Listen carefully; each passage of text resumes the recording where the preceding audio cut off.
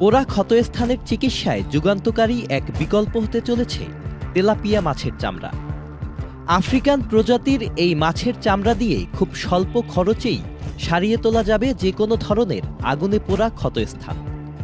Tilapia মাছের চামড়ায় এমন বিস্ময়কর ঔষধি গুণ আবিষ্কার করে চিকিৎসা বিজ্ঞানের এক নতুন দুয়ার উন্মোচন করেছেন ব্রাজিলিয়ান দুই চিকিৎসক ম্যাসিয়েল ও মার্সেলো বোর্গেজ।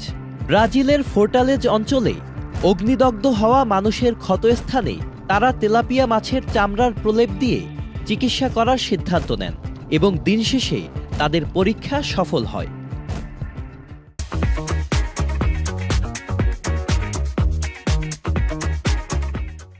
মূলত তেলাপিয়া মাছের ত্বকে মানুষের চামড়ার সমপরিমাণ আর্দ্রতা ও কোলাজেন প্রোটিন রয়েছে। তেলাপিয়ার চামড়া মানুষের চামড়ার মতোই রোগ প্রতিরোধী ও ব্যথা উপশমে কার্যকরী। সেই সাথে এই চিকিৎসা পদ্ধতিতে বাড়তি কোনো ঔষধের প্রয়োজন হয় না। শুধুমাত্র দগ্ধ স্থানের উপর তেলাপিয়া মাছের চামড়া বসিয়ে সেটিকে ব্যান্ডেজ করে দিয়ে আটকে দেয়া হয়।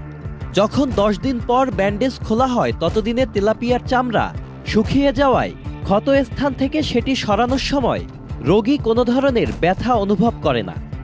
ব্রাজিলে বর্তমানে পোড়া ক্ষতের চিকিৎসায় যে ক্রিম ব্যবহার করা হয় সেটির পরিবর্তে তেলাপিয়ার চামড়া ব্যবহার করলে খরচ 75% কমে আসবে বলে ধারণা করছেন গবেষকরা।